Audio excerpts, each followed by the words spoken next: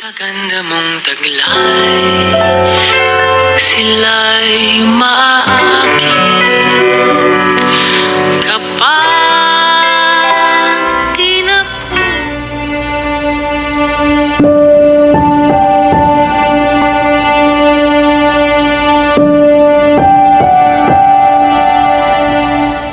Mahal kong Maria Clara, hay nakakakilig.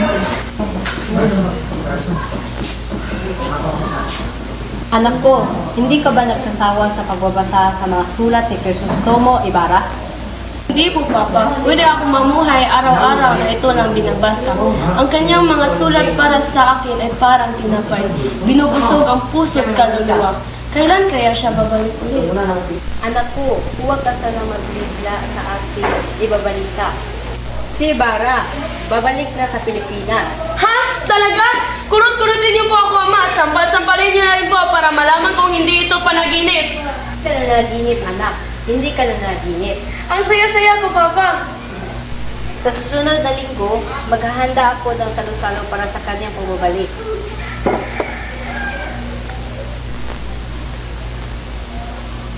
O anak, huwag ka namang malulungkot.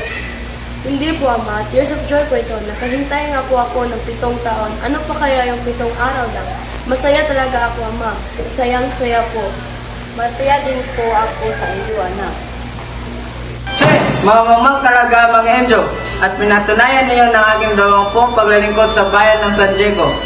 Wala silang mudo at nakakabwisit. Che, nakasalanan sila at hindi man lang nila alam mamumpisan. Padre Damaso, tayo nasa bahay ng isang Indio. Aba, totoo namang mamamang sila.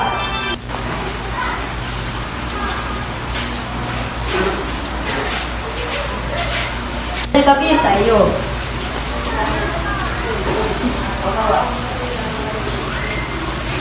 Ikinagagalak kong ipakilala sa inyo lahat ang anak ng aking yumaon na kaibigan.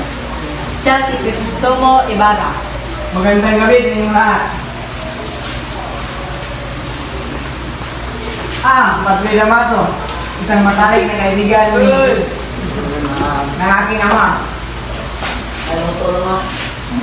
Padre Damaso, isang matalik na kaibigan ng aking ama. Isang matalik na kaibigan ng aking ama. Hindi ako bingi. Narinig ko ang sinabi ng inyong ama. Ikaw bang anak ni Don Rafael Ibarra? Hindi po kayo nagkakamali. Maligayang pagbabalik galing sa Europa. Kilala ko ang iyong ama.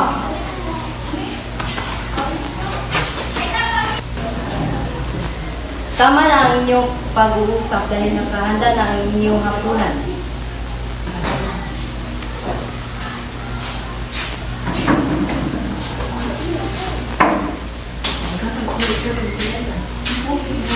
Gabi, ako si Crisostomo Ibarra.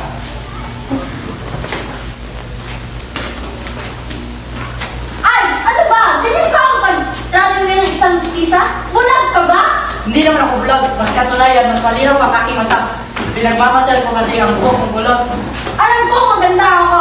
Hindi ibig sabihin yun, kaya mo nang binyagan ang aking mamahaling saya.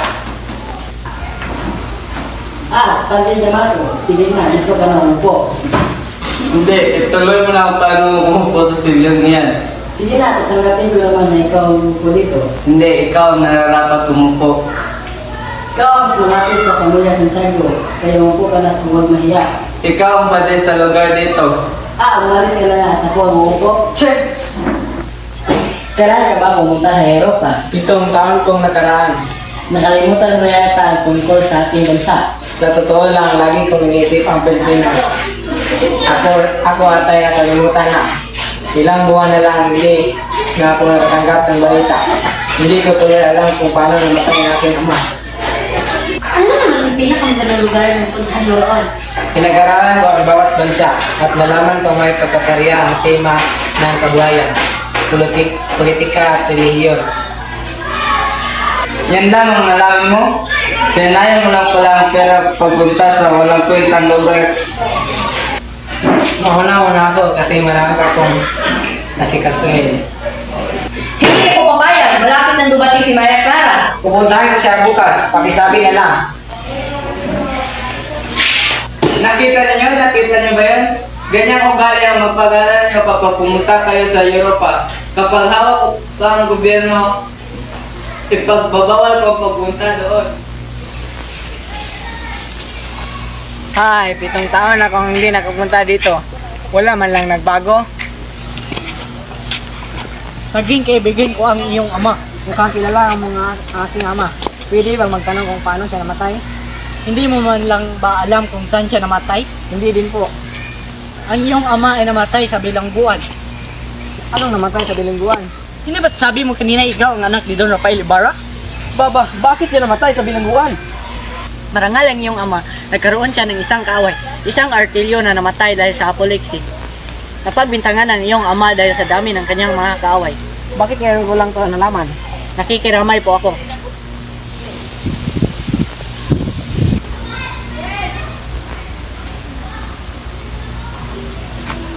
Nalala ko pa yon, pero nasira na ang lupa. Anong puntod na may markang mga tulad niyan? Saklak din tumubo doon. Ah, yung cross ba? Sinunog ko. Sinunog, bakit? Dahil inutos ito ng padre. May papakita mo ba ang puntod ng aking ama? Wala na po doon ang bangkay. Ano? Anong sinabi mo? Taga ka ba? Wala pa siyang taong lumipas tumula ng milibing iyon. Inutusan lang po ako ng padre na dalhin sa sementeryo ng mga injik. Ano? Ginawa mo yun? Huwag kang mag-alala, senyor. Hindi ko nilibing sa sementeryo ng injik ang iyong ama. Mabuti naman. Na umuulan kasi noon, kaya tinapon ko yung sa ilog. Ano? Napakalaki mong inotel. Betse.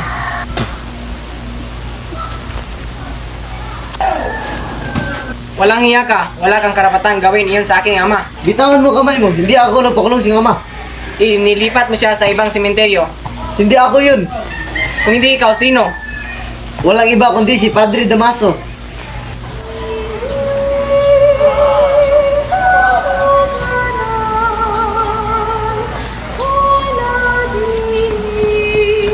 Nay! Nay! Ang anak ko! Huwag kayo mag-alala, Inay. Sa simbahan si Christine. Ano nangyari sa'yo, anak? At bakit ka nandun sa simbahan? Handa pa ka ba? Dinaril ko ako ng Guardia Civil. Mabuti na lang at naligtas ka. Bakit nga pala nandun sa simbahan si Christine? Nagbintangan pa siya na nagnakaw ng dalawang isa. Ano? Nagnakaw? Si Christine? Hindi porke mahirap tayo ay dapat na tayong pagbintangan.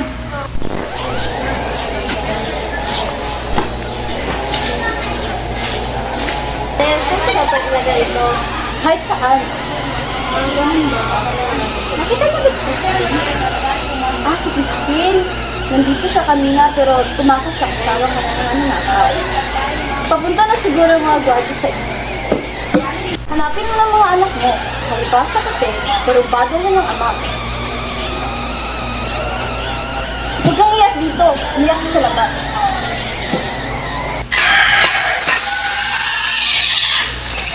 Spin! Basilio! Listen kayo! Spin! Basilio! Spin! Ito ang damit ni Basilio! Hindi maaari! Hindi pwede! Basilio! Mahal kong sususto mo. Hindi ko inaasahang ako yayayain ko ng sila. Ikaw, mahal ko. Sino pa bang yayain ko kundi ikaw? Turo ako sa'yo itubig. Pag hindi mo ininom, hindi mo magkakayanan. Wala, mahal ko. May naalala lang ako. Ganun nga, mahal ko. Bakit ka malungkot? May masama ka bang nararamdaman? Tungkol ba yan sa ginawa ni Padre Damaso sa iyong ama? Nakausap mo na ba si Padre Damaso? Para saan pa? Ang nangyari ay nangyari na. Hindi na yun ang bumalik. Maghihiganti ka ba? Higit pa. Kapag nagigiganti ako, hindi na may babalik ang dati. Tuloy lang ang aking plano. Tuloy pa rin ang aking plano na magpapagano ng eskwelahan para sa aking ama. Buhaya! Oh, mahal! Katulad ang palabas sa aking napanood! Mahal, basta nandito ako. Gusto mo, Ibarra! Maria Clara, Natatakot ako anong gagawin natin para ako alagihan sa puso! matakot. Nandito na ako. Niligtas ko siya. Mabuti na lang, naligtas ko sa bahay ko. Kayo, Tinente at Padre Salve. Maraming salamat at tinanggap niyo ang aking alok na dumalo sa aking maliit na salusalo. Ibarra, nalaman mo ba yung tungkol sa kriminal na umatake kay Padre Damaso kahapon? Sinong kriminal? Yung umatake kay Padre Damaso kahapon. Ake? Si Padre Damaso? Oo, nagpapahinga pa rin siya sa kama. Ang sinabing gumawa nun ay si Elias. Sino? Si Elias? Nagkakamali yata kayo. Si Elias, yung nagmaneho sa bangka namin kanina? Siya kanina? Isang malaking hangal. Hindi ko kasi naisip na kriminal yon, mukha kasing hindi. Mabutit hindi kayo nasaktan.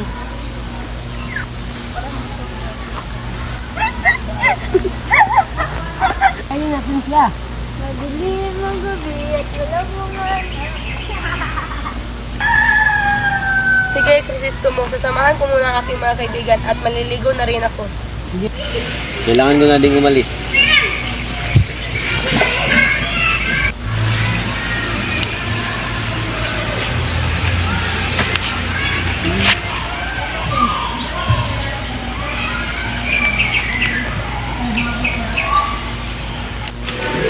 Senyor Ibarra, nakikita ko kayo. Pasukin mo.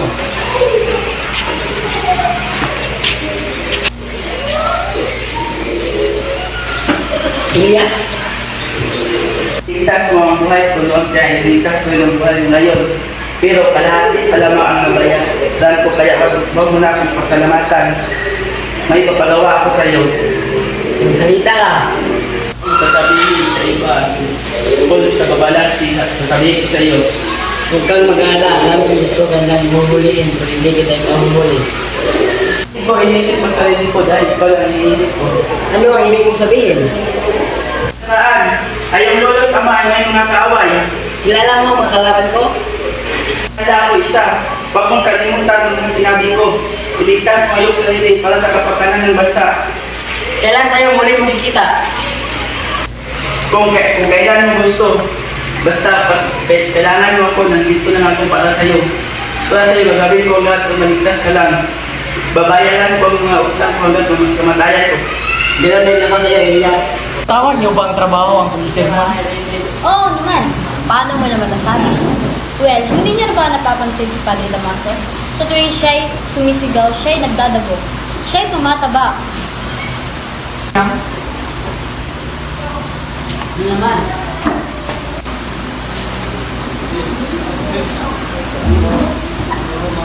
May pinag-utatanong kayo kanina. Ituloy niyo. Nabanggit kasi ni Siguro Ibarra ang tungkol sa pagkakatayo ng halalan. Tungkol dyan pala. Wala akong alam tungkol sa ating Kapag taral kasi ang pinag-uusapan ng kaya natin expert. expert. Wala na bang talagang master na dyan sa mga Hindu? Hindi ba nalang gumawa ng isang dingding sa isang bubong? Ano pa ba ang kailangan sa isang paralan? Mahal ko, ang ganda mo talaga. Salamat, mahal ko. Ang aking kagandahan ay parang bituin walang kumpas. Alam mo kasi ang mga Hindu kapag may pinag-aralan sila, meron na silang titulo. Pupunta pa rin sila sa Europa upang sayangan ng kanang pera. Ang Diyos na ang bahala sa kanila. Ang isa sa mga ahas na ito ay pinulusahan na ng Diyos. Dahil pinatay sa bilangguan. At saka... Walang lalapit, walang lalapit. Kung ayaw na siya mamatay. Sabi lamang ako na totoo. Hindi mo lang respeto ang aking ama, Padre. Ang bunganga mo ay puno ng kamalalan. Ang puso mo ay puno ng pag... Bakit? Akala niyo ba madudumihan ko ang aking kamay, Padre? Akala mo ba mas mataas ka sa ibang tao kaya may karapatan na husgahan sila? Ang ama ko ay marangal. Isyo niya ang kanyang sarili sa akin at para sa kapakanan ng bansa. Mabubuti ang kanyang ginagawa. Para sa taong ito, binuksan ng ama ko ang kanyang pinto. Pinaupo sa sariling misa. Trinato niya ang isang kaibigan. Ginawa ng taong ito. Pinagbintangan niya ang aking ama. Minabol niya, pinakulong at pinalipat ang kanyang bangkay. Binastos niya ang alaala ng aking ama. Huwag, mahal ko!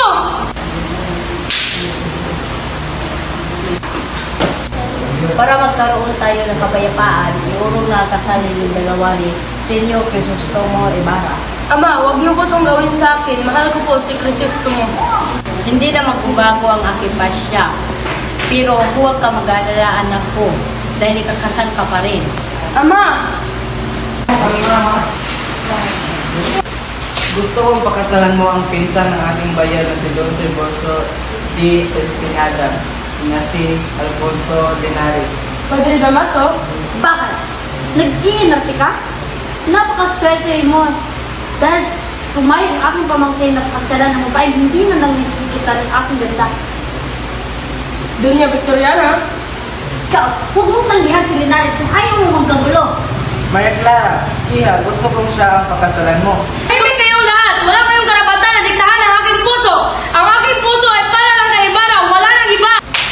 Napakabastos mong babae ka! Iya, makinig ka sa akin. Gusto ko si Linares ang pakasalan mo. Kung hindi ka mapapakasal sa kanya, magiging manti ka. Anong pipiliin mo? Sino kayo para papiliin ako? Karapatan ako dahil ako ang tunay mong ama. Yor, makinig ka. Tatago muna kita sa bahay ng aking kaibigan sa Mandaluyong. Para mamuhay din sa mga Estranghero. Mabuhay kang payapa at may kaibigan ka sa Espanya. Iyas, naghirap ka dahil sa aking pamilya. At 2 beses mong niligtas ang buhay ko. Malaki ang utang na loob ko sa iyo. Pinayuhan mo ako umalis ng bansa. Kung ganon, sumama ka sa akin. Mamuhay tayo ng parang magkakapatid. Iba na ako ngayon, Ilyas. Bulag ako noon, pero ngayon alam ko na ang katotohanan. Lumuko ka, Senyor Ibarra. Patuhin ko sila at kahabulin nila ako at iligtas mo ang sarili mo. Wag, dito ka lang. Makita tayo sa puntod na lulumos sa dispiras ng Pasko. Ayun siya, barilin niyo, pero mapasakin si Maya Clara.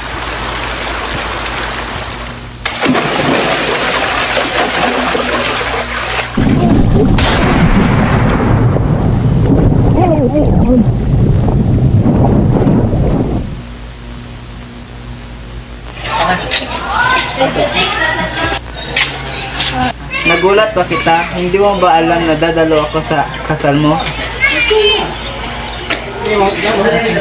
Bakit, Maria? Malamig ang kamay mo.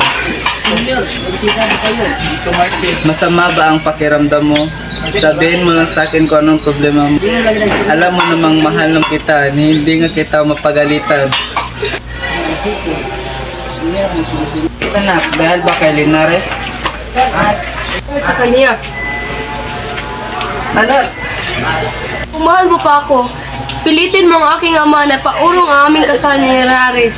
Siya, kaya kung magdusa at maghirap ba siya marinig ko ang tungkol sa kanya. Pero ngayon, pinatay siya. Wala akong dahilan para mabuhay. Kung buhay siya, magpapakasal ako kay Linares. Pero ngayon, patay na siya. Magmamadre na lang ako o kaya't magpapakamatay. patawarin mo ako sa mga kasalanan ko, anak. Dahil pumayag ako na ipakasal ka sa lalaking hindi mo naman mahal. Madre ako! Anak, hindi pwede. Kailangan mo ipakasal sa lalaki dahil hindi na kita mamantayan kailanman. Madre ako, mamamatay! Anak, piliin mo na kahit sinong lalaki. Ayos mong pasin yun. Piliin ko ang magmamadre. Kahit masakit mo sa ating kalooban, okay lang sa akin yun. Basta buhay ka. Oo nga pala na may Diyos na nagpaparusa. Sana ako lang parusahan, huwag lang ang aking anak.